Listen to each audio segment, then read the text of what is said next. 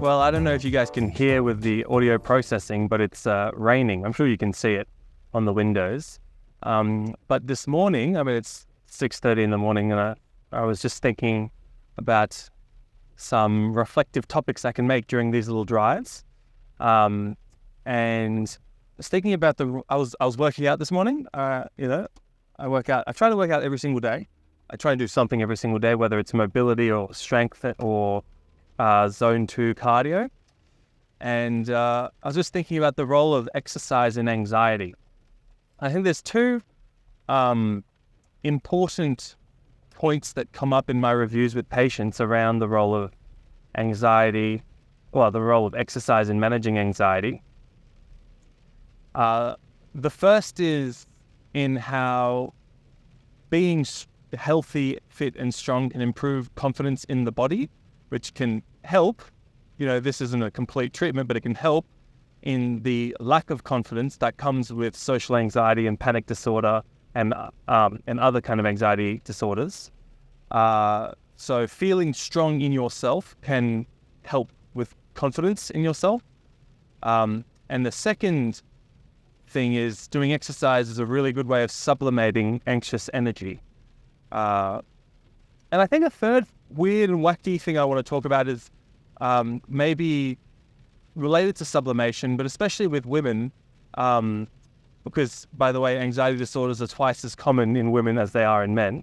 And I can talk a little bit about what my hypothesis is. We don't exactly know why, but I can. But I think, essentially doing boxing or like some kind of I can't find the right word, but essentially kind of violent exercise might be really good for some women with anxiety disorders. This is a theory, right? This isn't evidence, but let's talk about these three things. So look, what is anxiety? Anxiety is it's really simple and really complicated all at the same time. It's really simple because everyone's felt it, everyone knows it. It's the anticipation. It is fear and worry and the anticipation of bad things happening. And it's a very physical illness. People call it a mental illness, but that's arbitrary. It's got a huge physical component to it. The tension in your body, the palpitations in your chest, the sweating, the breath, the breathing very fast. And when anxiety gets to an extreme, the panic attacks, which are, of course, a very physical, horrible sense of impending doom with, palpitations and it's a horrible kind of experience. Now, I've never had a panic attack, but I've seen so many. I work in psychiatry, and actually the first panic attack I ever saw was on the hike towards the Mount Everest base camp, and at the very top, someone was having a panic attack. But of course, panic attack is a diagnosis of exclusion, and if someone is hyperventilating at high altitude, it's pulmonary edema until proven otherwise, which is life-threatening. So we got a helicopter actually to bring him down. But in the end, I did think it was a panic attack because with breathing exercises, I was able to make him control his breathing whilst we waited for the helicopter to bring him down the mountain. Anyway, so panic attacks are extreme anxiety. Anxiety sucks. Anxiety is a normal experience, right? There's no such thing as an anxious-free life. And the goal of treatment of anxiety is not the elimination of anxiety. It's the reduction of anxiety to a point where someone can be functional and do things that they find meaningful. So the management of anxiety is multifactorial.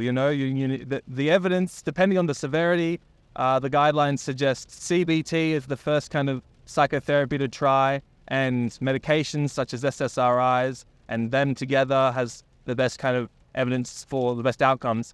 But of course, it's a biopsychosocial approach, and you got to remember exercise is part of being healthy and part of feeling good. Now, for whatever reason, I don't know if it's the time of the year or not, but we've been seeing a lot of people on the ward come in with panic attacks. Panic attacks are so hard to treat. There's different theories as to why they happen, One theory I like is that it's when the unconscious kind of conflicts overwhelm the psychological defenses a person has. But the worst thing about panic attacks is when they're so frequent, you start being anxious about getting them, and you start having panic disorder, which is when you get recurrent panic attacks, like more than 4 times a month. And really, the treatment isn't pleasant because you kind of, a fear has its power in the avoidance you enable to protect yourself from it. So a lot of managing these panics is confrontation. It's putting yourself into these states. It's learning to live your life with panic attacks, confronting the situations that provoke them at your own pace in a realistic fashion, to the point where you realize the fear isn't based in reality. And that's where you really need good CBT, good psychologists to kind of do all this cognitive restructuring in your brain. I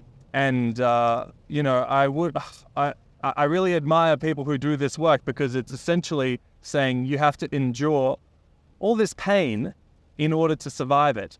But what's happening in a panic attack is, essentially the fear that your body is failing, that you're going to die. And being in good physical health and using, doing a good workout, but being in good physical health, doing a good workout, all that kind of stuff helps you build confidence in your body. It's not the be all and end all, but it really does help you trust that your body can survive this. And the other thing is, a lot of anxiety is manifested physically in the tension of muscles, and it's chronic tension. It's tension in muscles for hours. It's not the good, healthy kind of tension you get when you do a workout lifting weights. It's a sustained anxiety kind of tension, which isn't good for muscle, from the high levels of cortisol and stress. And so working out really can help muscles feel more relaxed, because you've kind of used them up so they're better at being relaxed. I'm struggling to explain what I mean by that, but I find that if people do workouts, they report that their muscles feel a bit heavier, feel a bit softer, and therefore less tense, and they sleep better as well, because there's nothing like that makes you, like, it's a really nice feeling when you go to bed and your muscles feel heavy and spent and used, because it makes you feel like you sink into your bed. Which is, interestingly, one of the mechanisms in which the benzodiazepine anxiolytic, anti-anxiety medications work. They make your muscles feel heavy, which gives a biofeedback to the brain, which makes you feel relaxed. So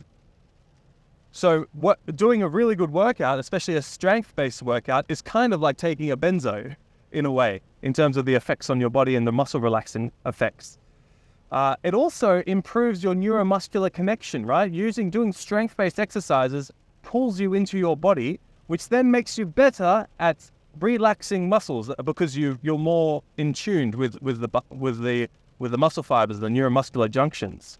And staged body relaxation is a very important, it's a very important part of anxiety management. And a very important way of terminating a panic attack is pulling yourself into your body and relaxing muscles one at a time. If you feel a panic coming on, you can do that early, and it can sometimes curtail the panic attack. So that's the first part. Doing a workout improves strength, confidence, and the ability to connect with your muscles so that you can terminate panic attacks. The second part of the video was about sublimation. Oh, yeah, that's right. So look, anxiety is a kind of energy, right? It's an anxious energy. And if you've been anxious all day, you will feel exhausted. You will feel very fatigued, because you're essentially running a marathon in your head. You're working out all the possible ways something could be catastrophic. And that uses up a lot of glucose. That uses up a lot of psychic energy. But doing a workout and exercising and kind of using up physical energy can help the psychic energy be spent.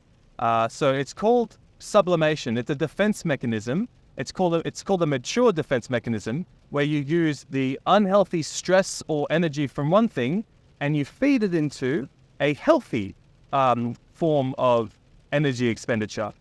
So if you're angry at someone, instead of punching them in the head, you use that energy, that anger, that drive to do something healthy, like punching a punching bag. And that's going to link into my third point that I wanted to talk about in why exercise is really good for anxiety. So I have a theory that, culturally, socioculturally, women have to internalize their emotional angst and anger a lot more than men do. So a young boy, if they get angry and they have a tantrum and they punch a pillow or punch a wall, it's more accepted than if a young woman gets angry and starts punching things. And women are often, this isn't evidence-based, but I'm keen to hear your thoughts on this, guys. So what does that mean? That means they're internalizing their kind of raw sense of aggression and violence, and there's an internalizing of a primal drive to be violent, right? Which we all have, but we repress with our cortex and our conscience, which we develop over time with social norms because we want a peaceful world for everyone. But there is an inner drive to be violent that we have to learn how to manage. And I should be clear that this can also apply to men, but because the rates of anxiety disorders are twice as common in women than men, that's why I'm theorizing this way. But I wonder if women have to spend a lot more energy repressing things because socioculturally they were taught to do that at a young age. And maybe, this is my theory, which I'm keen to hear if anyone's tried this, especially if there's any female boxers watching, but doing a kind of sublimating martial art like boxing, punching a bag, or even other things that are very expressive like dance, where you move a lot and you can move violently and occupy a lot of space and have a lot of movement. I wonder if that's a really effective way to treat anxiety and panic disorder. The evidence is pretty clear that exercise alone doesn't do that much for panic disorder, but the trials are all average, according to my reading this topic last night. But it definitely won't hurt, kind of having an outlet for your inner angst in a healthy, acceptable way against a punching bag is much better than just holding it back and eventually turning it towards the self. Like there's a theory around depression, which is anger turned inwards, or violence turned inwards. And you can imagine in someone who's anxious, who's having to repress anger at other things in their life, work or boss or relationships, if you're spending all that time repressing it, it's going to eventually turn towards yourself. And that's why that could be one of the reasons why depression and anxiety have such a strong correlation. It's also just, it's miserable to be anxious all the time. Like, it's just not fun. And that's another reason why depression and anxiety correlate so strongly together. But anyway, those are the three things I wanted to talk about. Essentially, that exercise can improve confidence, relax muscles, help with trusting your own body, especially if you have to confront fears that panic-inducing. That exercise is a good sublimating mechanism for anxious energy, and that maybe doing certain exercises that are more expressive and essentially violent in their own way, like dancing in a very expressive way, or punching a punching bag in boxing or whatever your martial art is, maybe those are really good ways to help sublimate that inner primal, drive of violence that has had to be repressed socioculturally, and you can't use when you're being, when you're upset with whatever stresses you're having in your life. Anyway, this is just me reflecting out loud, philosophizing. And really, as a little last point tangent, anxiety is a very philosophically complex area, because when do you consider something a disorder in mental health? Because anxiety is a normal, but abnormal anxiety causing misery is not normal. When does it stop being normal? That's quite philosophical. You have to consider function and people's values, and because some people cannot tolerate any anxiety, well, very little anxiety, and some people can tolerate a lot of anxiety. Oh gosh, we could talk about anxiety for hours, especially we didn't even talk about the performative aspects of anxiety and how sometimes you can't even tell someone has an anxiety disorder until you talk to them about it. And then you're like, whoa, you're suffering through all that and you look so normal. You put this mask on. It's very variable in how it presents. But anyway, guys, that's it for this video. I wish you all a beautiful day full of love and connection, and I'll see you all in the next video. Leave comments down below with your reflections around anxiety and the role of exercise in managing your anxiety. Be keen to hear your stories. What exercises worked, which ones didn't, and I'll see you in the next video. All right, bye for now.